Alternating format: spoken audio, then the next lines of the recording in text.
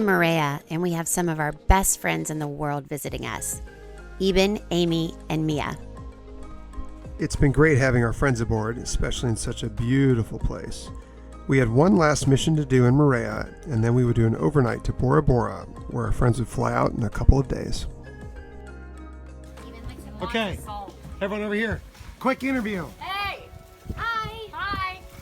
What are we going to do? Swim with stingrays! Swim with stingrays. Are you excited, Amy? Can't wait. Help me, serious. Mia, are you excited?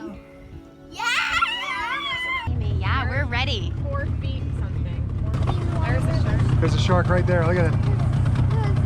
Oh, no, those are Galapagos sharks. No, they're not. They're black tips. Oh, yeah. They're big black tips at school. It's going to be good. Don't worry, Amy. They'll go after you. Are you ready, Mia? What kind of knot do you want to do in this? Come on. Mia, don't leave me hanging. Fist bump. Power up, fist pump him. Bump.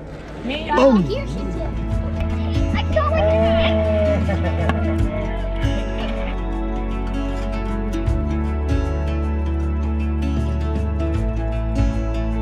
it. Their daughter, Mia, was a little reticent at first, but soon she was in the water with these incredible creatures.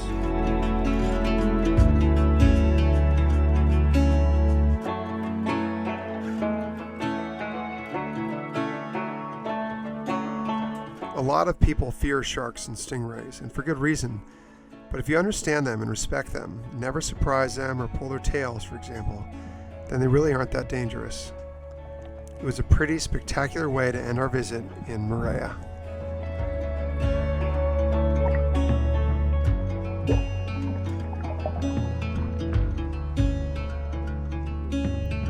Pierce! Hello, Pierce!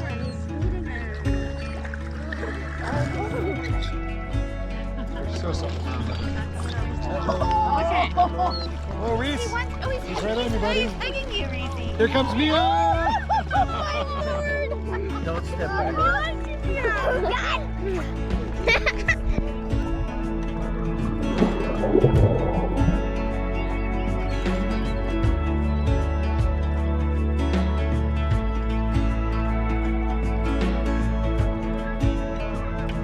Cheers, how was it?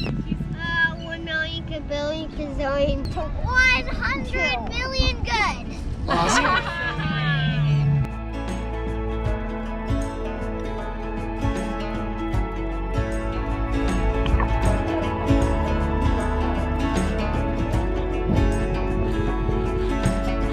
It's crazy, the rainbow.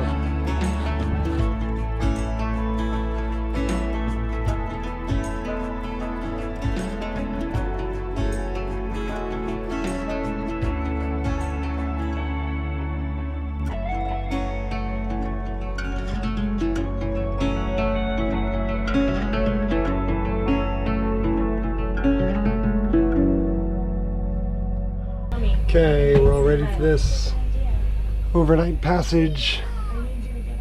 I'm gonna bring you down. Everyone's going to bed.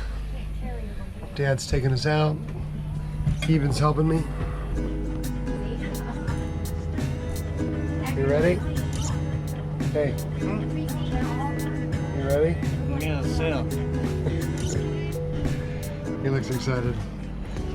It's 115 miles. We're gonna leave at 9 o'clock, 8 o'clock, 8:30, and we'll see how we go. And hopefully, I'll have a voice tomorrow. I think it's cat fur.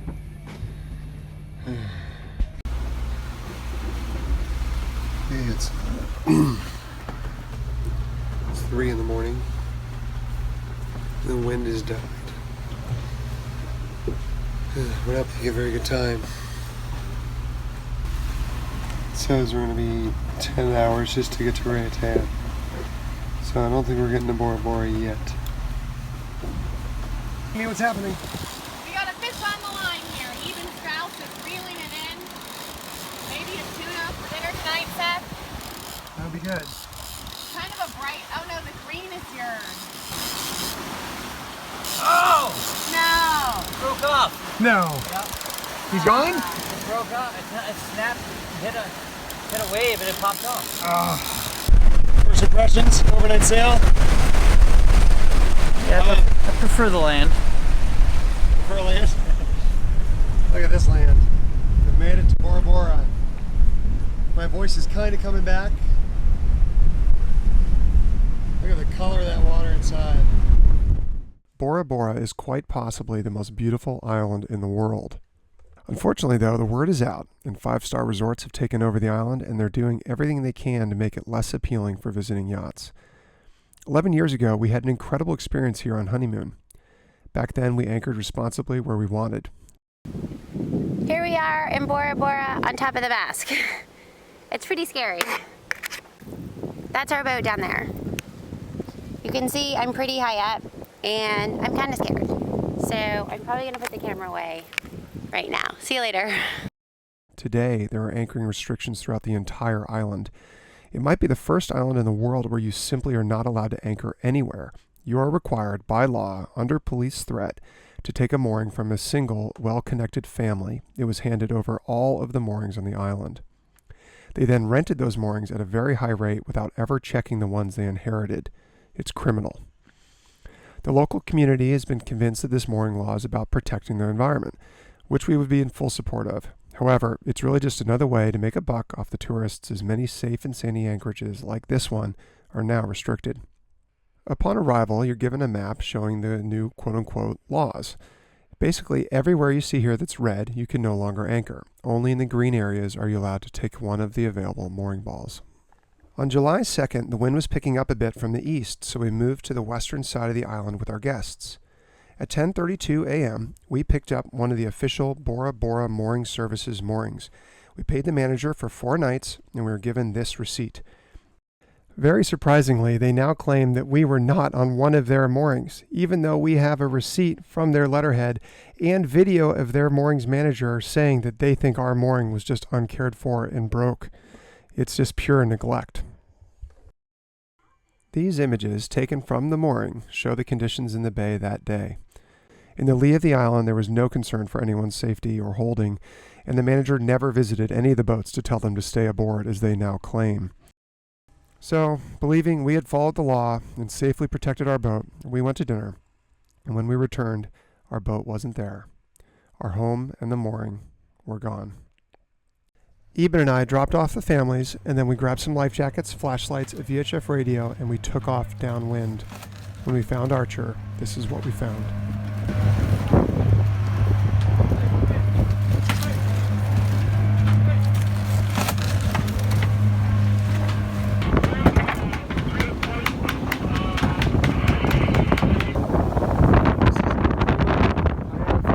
Engines in full throttle. We are on the reef. Our bow line, our mooring line broke. We thought we were safe on a f***ing brand new mooring line in Bora Bora. We go to dinner, the mooring broke. The boat has drifted all the way across the lagoon. We were pinned up against a hotel pontoon when we got here. We got it off with the anchor, but now we can't go anywhere.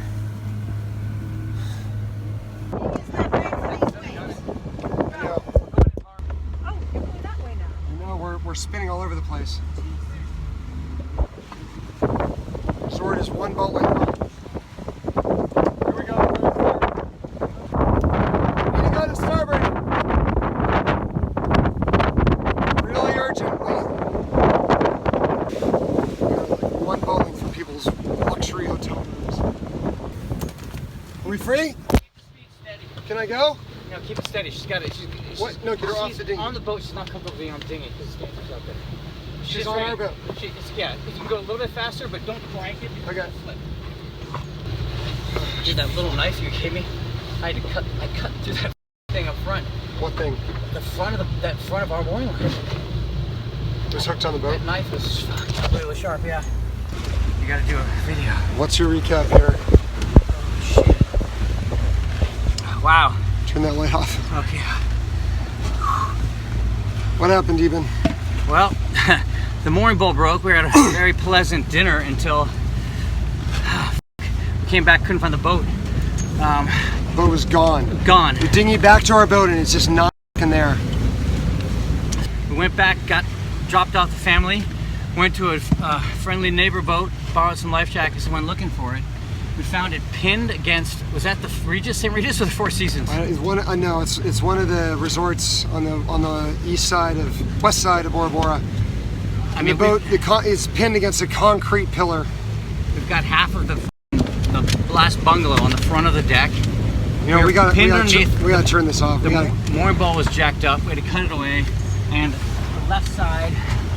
I gotta concentrate here. All right. Holy this is the nightmare. We have a hole through the top side of our boat into our port cabin. It is mangled. We have bamboo from the resort.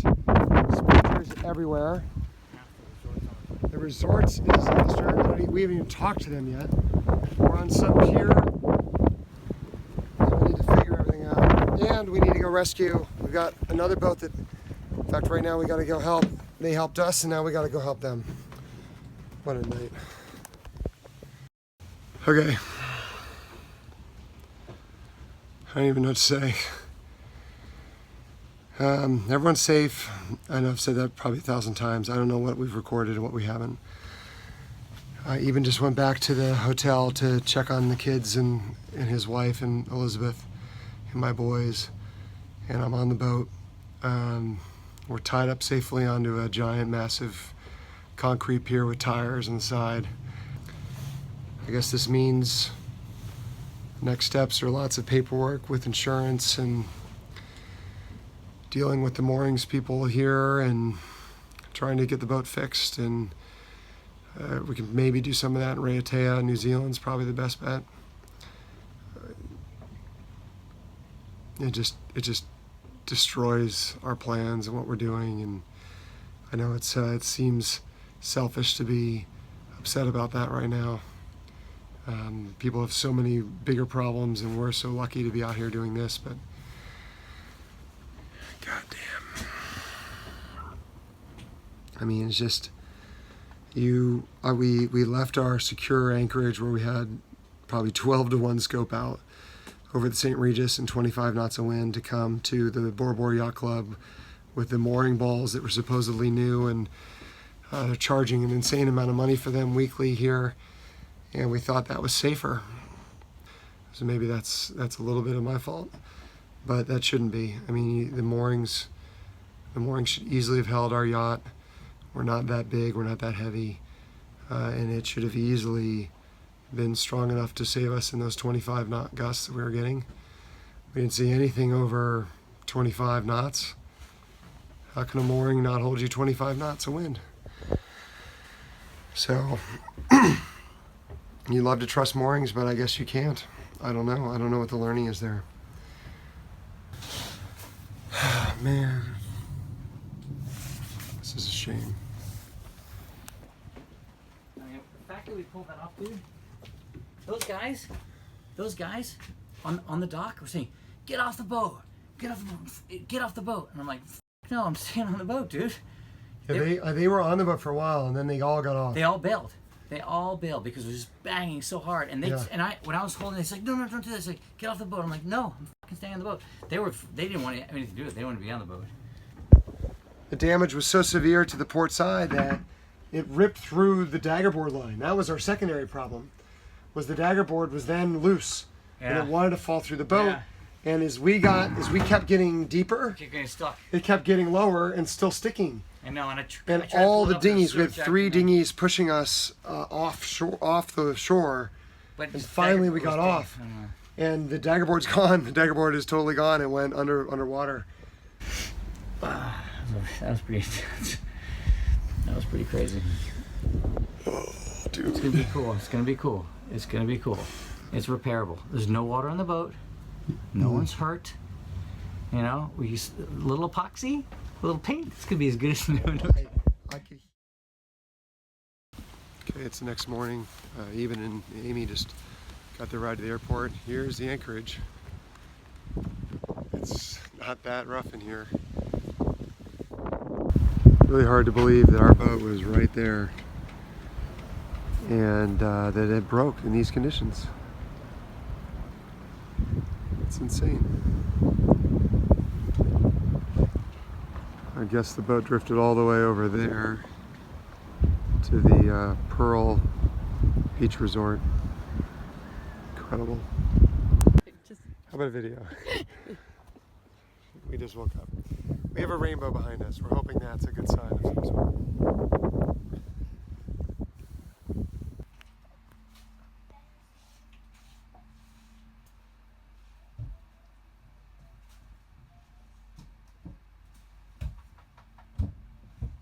Are you checking out the damage? No, just looking at it. Do you want me to tell you what happened? This is where we were up against one of the bungalows.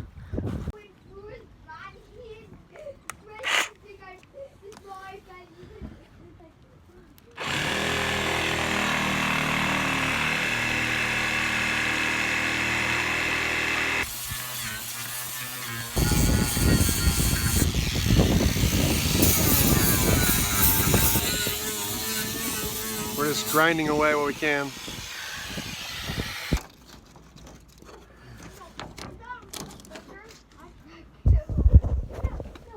Alright, so we've had incredible support from everybody, like ridiculous. Arctic Loon donated us this piece of plastic. 2K donated some fiberglass cloth. Slingshot donated his time and his knowledge, so we've got all the boats kind of helping us in the harbor try to just at least make this watertight so we can get to Raiatea and not cause any further damage. So it's coming together.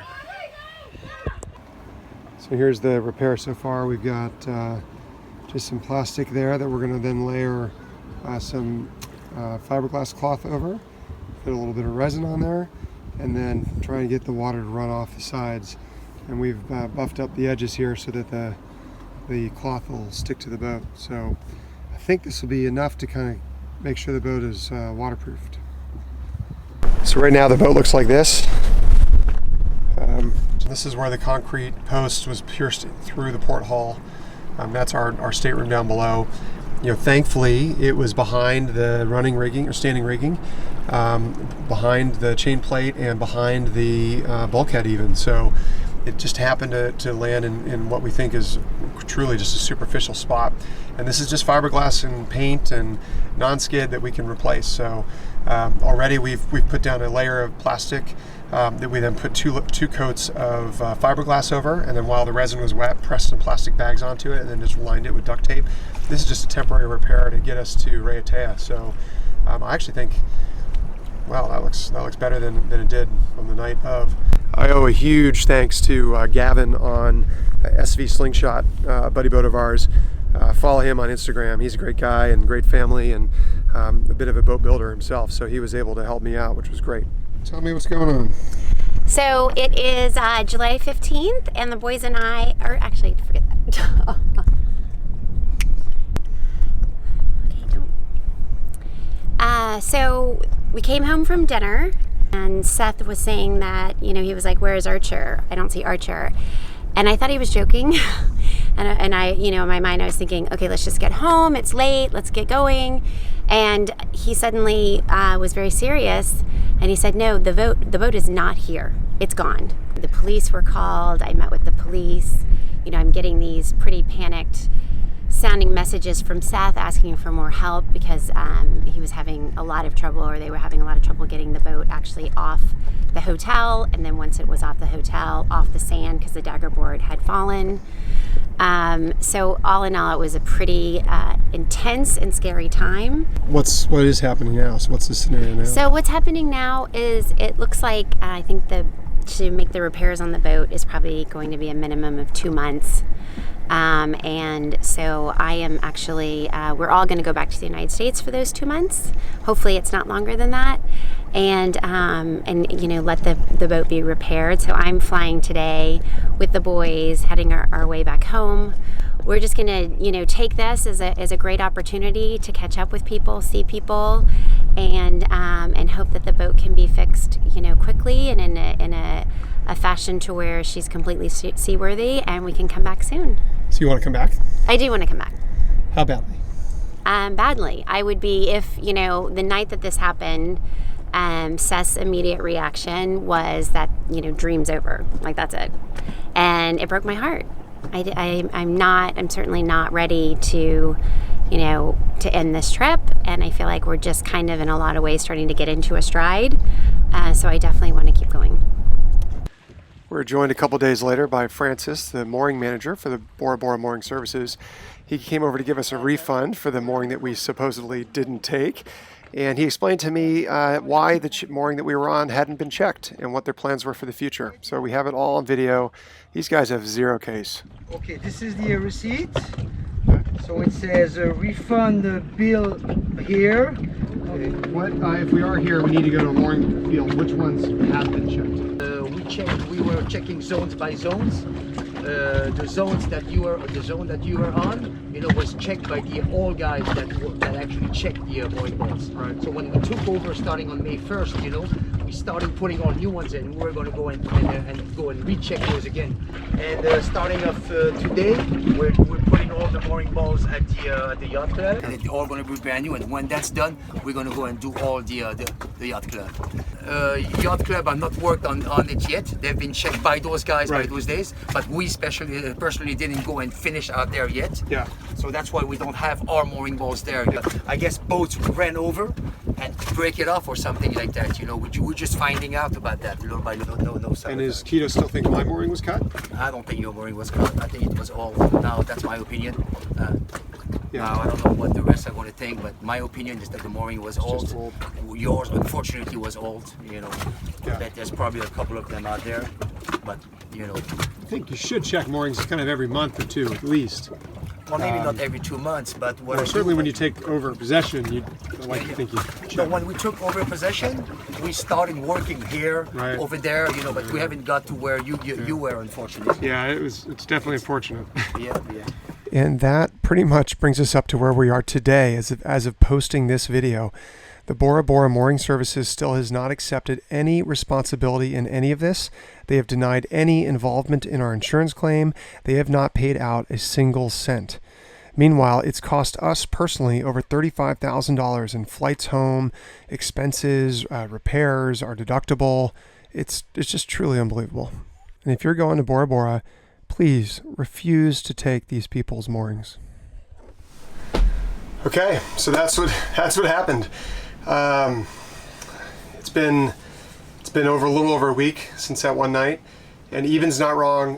You know, this boat is amazing. Just cannot believe how well it held up. It definitely took a beating, but we can barely find real significant damage. That top side looks super scary, but it's actually quite insignificant. It wasn't near a bulkhead. It wasn't near the standing rigging of the boat. I think it's just literally just some gel coat and paint, as Eben said, actually.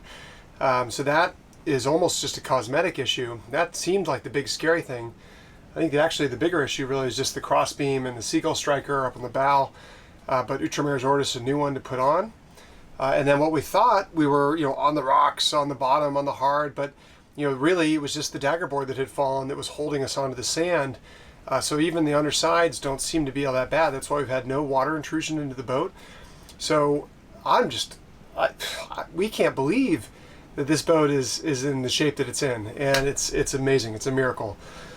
So we're trying really hard to look on the positive side of things. You know, it's not really the lesson we wanted to teach our kids necessarily in Bora Bora, but you know, sometimes life is going to throw you a curveball, and it's how you manage it and how you pull yourself out of that and keep yourself going. And that's unfortunately the lesson that they're going to get to take away from here.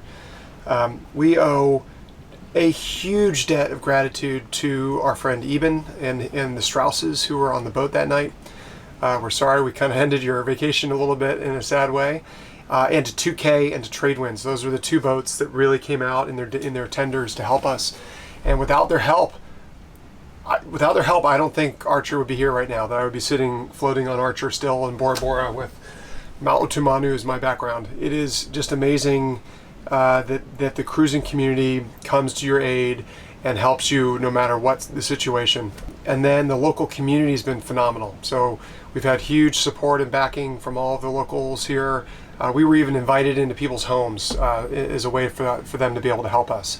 Obviously there's lots of concern about the moorings, the state of the condition here. It's actually a new law that you have to use the moorings, so it's caused a bit of an uproar, and rightfully so. It's just, it really could have ended in so much of a different scenario. Somebody really could have gotten hurt. So again, we're really glad everyone's safe. We're going to get through this. Archer's going to get through this. We'll be back out here doing a victory lap in Bora Bora soon. So we'll keep posting updates, but follow our Instagram account. We post every day kind of with what's going on, and we'll post more videos just to show you some of the repairs that we've done already, and how amazing this boat is to have take a licking and keep on ticking. So thanks for watching. Sorry for a sad video. It'll get better from here. Take care. How are you feeling about leaving, Archer? I don't know. No, tell me. Talk to me. How are you feeling? Sad, Forget there's a happy. camera. Sad and happy. Why? Because I can see my friends there, and I'm You got sad some to leave spaghetti or Archer. something here. Let's redo this. Cut. Okay. Cut. He's a feral boat kid. Okay. All right. So what are you excited and happy and happy about? So I'm sad to leave Archer, but I'm happy to see my friends. Yeah. Do you want to come back? Yeah. Will you miss boat life? Yeah. So Well, too. while I'm gone. When you're gone, yeah. I'm not gonna be there with you. But have fun, and I'll be back soon. Okay. All right. Have a good trip. Cool airport, isn't it, guys? We came in our dinghy. We're right at the airport. Pretty easy. I wish we could just fly this to San Francisco. I wish all airports were like this. Love you. Come on, boys. I will. I'll call you when we get to the hotel. Bye, guys. Here it is. Come on out here, guys. Help me wave to them. Yeah, they'll see us. Pretty close to. Have a good flight, everybody.